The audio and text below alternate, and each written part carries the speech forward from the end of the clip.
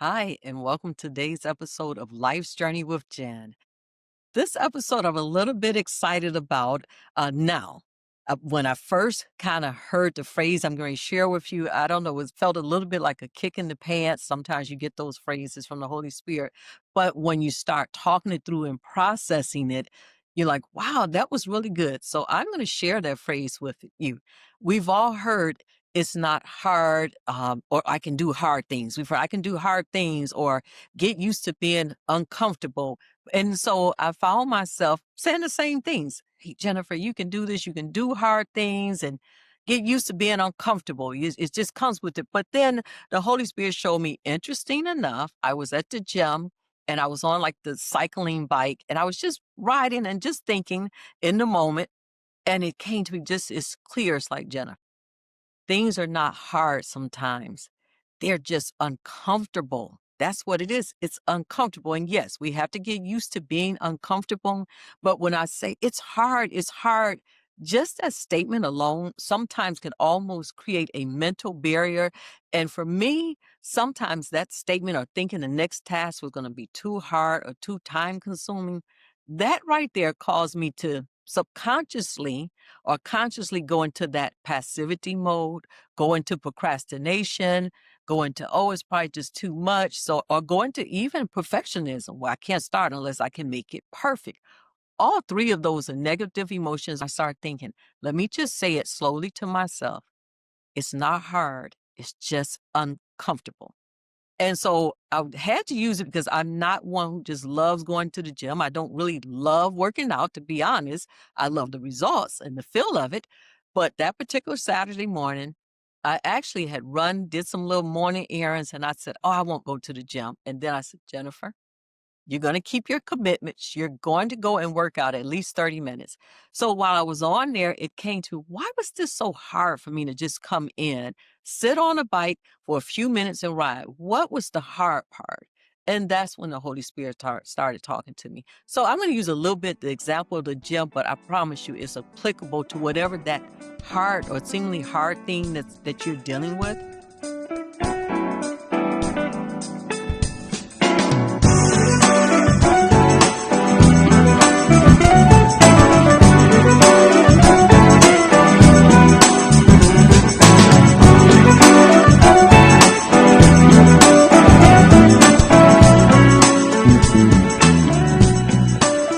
So he had me to break it down, each incremental step. You get up in the morning, because I'm healthy. There's nothing stopping me from getting up. I have transportation, so I got up. You get dressed, okay? Easy, step one. Then you get in your car. You're driving. I'm not walking. I'm driving. Easy. Get in the car and drive. Walk inside the gym. Easy. Sit on the machine or whatever it is I'm going to do this particular day. Like I said, the bike. Easy. Not one part of that was hard, but you know what it was? It was uncomfortable. And I was like, well, one, because I don't just like it. We have to be honest, but let's face it. We're big people. We're adults, and everything is not going to be fun. It's not going to be easy. So I'm going to assume that we acknowledge that life is just not always going to be that way, but it's necessary because it's important to me. I want to be healthy. I'm getting older, and I want to be a person as I age that has mobility, agility, flexibility, can able to move all these things. Well, to have that, there's a cost to it. I have to be uncomfortable, but again, thinking, wait a minute, it was not hard. But if I lay in the bed or if I sit at home and think about going to the gym, then there's that dread. And I promise you, 9 out of 10, just being honest, I don't go. I don't work out because it's just in my mind, it created this hard. So everything about my makeup just was kind of like, we're just not going to do it. We'll postpone it. Tomorrow I'll do it, or I'll do a little bit. But anyway, this day I was in the gym and I was thinking about that. And I said, none of it was hard. Not one step in that was hard. Now, I'm going to be honest. I know some people have true physical limitations that create certain barriers that would definitely make it hard. But I'm talking about me and my context with this story, or you take whatever it is in your life that you feel is hard and just honestly look at it. Is it hard or is it uncomfortable? and going to the gym was uncomfortable. I'm going to take off the table. I like or don't like it. Irrelevant. It's just like when you wanting your kids to eat healthy foods and you say, eat your fruits and vegetables. And I don't like it. I don't like it. Irrelevant. The fruits and vegetables like you because your body needs it. So I'm going to talk to us as though we're mature at this point and we acknowledge it's just something that's necessary. So again, looking at it really slow. But I'll tell you, once I start doing it, I just mentally, for me, stop saying, oh, I'm going to the gym or I'm going to exercise. I just break it down to, I'm going to get up. I'm going to get dressed. I'm going to go if it's physically to the gym or if it's doing exercises and things in my home. But I said, Jennifer, it's just uncomfortable. Then I thought about, well, why is it? Beyond the fact it's not something I love, honestly, sometimes things are uncomfortable simply because they're not a habit for us. Because things that we have a habit that we just go into autopilot, we don't have a mental conversation. Should I get up and brush my teeth? Should I get dressed? Should I go to work? Because it's what we do. We don't have, for me, Sundays, I go to church. I never on Saturday night think or Sunday morning, am I going to church? My kids have never asked, are we going to church? It was just, this is what I do. And it's though it was habit, it was routine, it was part of who I am. And it was very important to me. So going back to the exercise, though I love the results of it and having that being healthy and fit and all that is important, acknowledging, hey, it's not a love. It may never be a love. I don't even try to tell myself and psych myself up. You love it is great. No, I don't do that. I just take it as though, look, I love the results. So put your big girl clothes on and just, it costs what it costs. Be uncomfortable, but realize it's just uncomfortable because you don't have the habit. Now what I've done to make myself get a habit, I wrote it down and I tell myself, Jennifer, we're going to exercise. And sometimes if I feel like, again, it's not like it's easy, but it's easier. Sometimes I tell myself, I don't say exercise. Sometimes we're going to go in here and we're going to go bless our body because we want to have a better fitness today and tomorrow because we want to still move. We want to have longevity, but we also, as much as we can control, I want to make sure that I am healthy and I am able to enjoy life even in the latter years. So there's some things I have to do. So I developed a habit, and part of that is not anymore saying it's hard. It's just, you know what? I get to go bless my body. I get to go do some things that's going to help me down the road in the future and even feeling good today. Now, let me take it from exercise and maybe let's say the thing that right now you're saying is hard. Maybe it's learning a new skill. It could be learning more technology. It could be growing and developing a skill at work. It could be really developing the discipline of budgeting and financing and financial management. That's fine. Right now, you may say, oh, it's just hard because I just like to spend money, or it's hard to save, or I don't. Whatever it is that you tend to say is hard, or when you think about it, you feel a sense of dread, whatever that is to you, just sit down slowly and really think it. Break it down step by step. If it's, I don't know, if it's cleaning your room, I'll just take something like that. If it's cleaning your home, don't think about the whole home. Just think about, wait a minute. If I took one little thing, one little piece, one part, what's a step?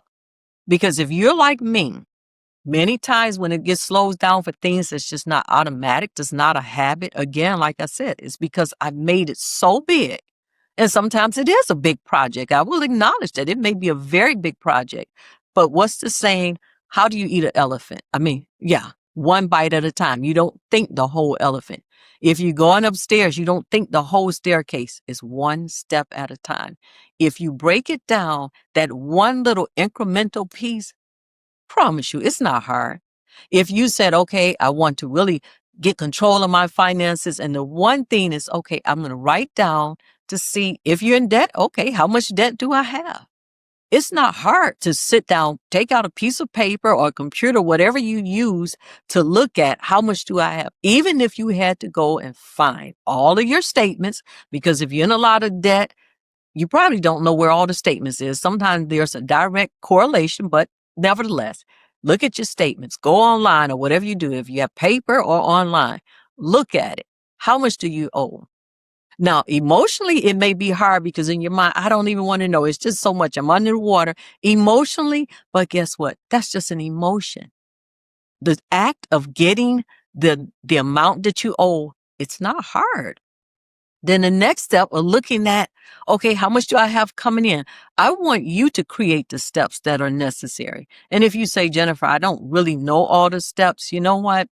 The internet, and there's so much information out there now that can actually give you the steps, just little baby steps. Don't think about, oh, I have to get enough money, I get another job. Don't even go that far with it. Just that one step. Do the one thing and then do the next one thing. Not any part of that is hard. And even if it seems emotionally hard, because I'm not the type of person that say disregard your emotion. Our emotions and feelings absolutely matter, but we cannot let them control us or delay us or stall us from getting, because here's the thing. If the emotion of thinking about debt is overwhelming and is painful to you, then let's flip that script and think about what is the emotion going to be when you have control of your finances, when you're out of debt, when you're seeing you're moving towards. That's going to be a different emotion. So let's focus on how can I hurry up and get to the emotion of I'm feeling a certain sense of accomplishment, a certain sense of empowerment, a certain sense of things are changing.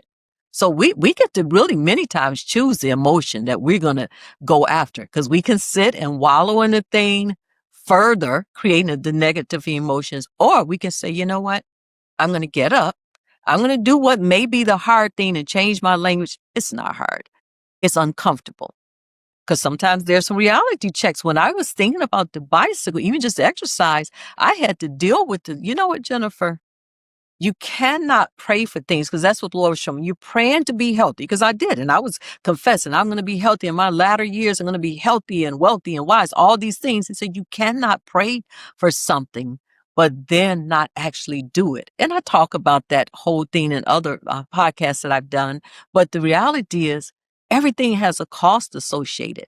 If you pray about it, you have to be obedient. If you pay, you have to beat it. Either way, there's something that we have to do to get what we want, to change it. There's an episode I did on changing the channel of our minds. The Lord was showing me, you pray to be healthy. That's good. You pray to have the right habits and things. That's fine. But until I actually do it, it was a prayer. And sadly, it was probably going to be a prayer that would have been unmet. And he put it this way, is imagine this. Your person say, hey, I want to have clean teeth and healthy teeth and all of that. And you say, God, I'm praying, help me to have great teeth and healthy teeth and healthy habits, hygiene habits for my teeth and all these things. But then you never brush your teeth. You never floss.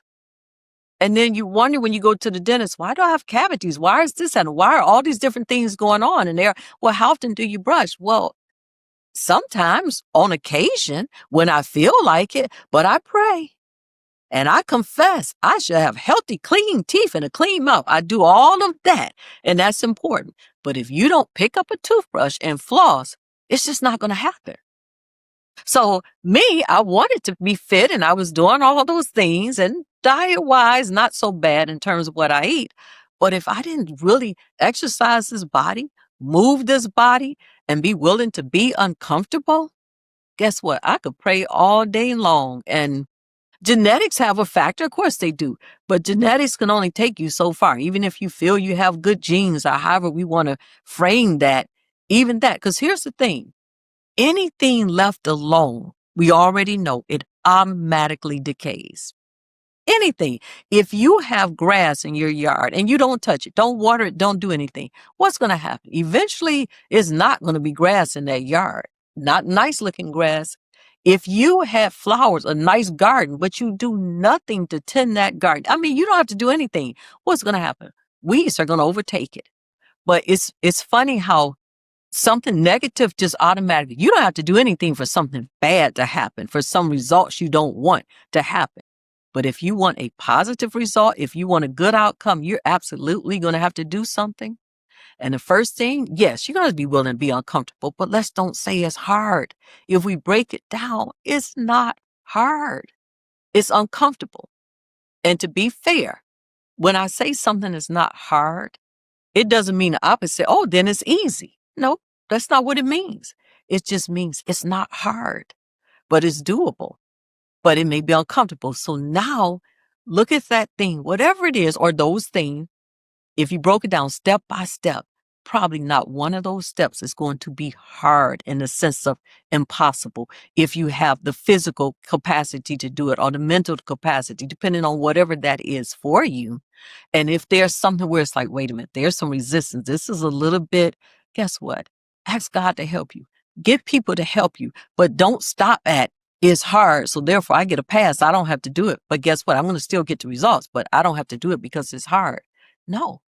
And I think many of us are old enough where we've seen that theory did quite work for us. Yes, God has grace, He has mercy, those things, and thank God for it. But we're not going to just keep getting the results and the things we want by doing nothing. It's going to cost us. And it's going to cost us sometimes just a simple language. Nope, it's not hard. It's uncomfortable. Why is it uncomfortable? Simply, I haven't developed a habit.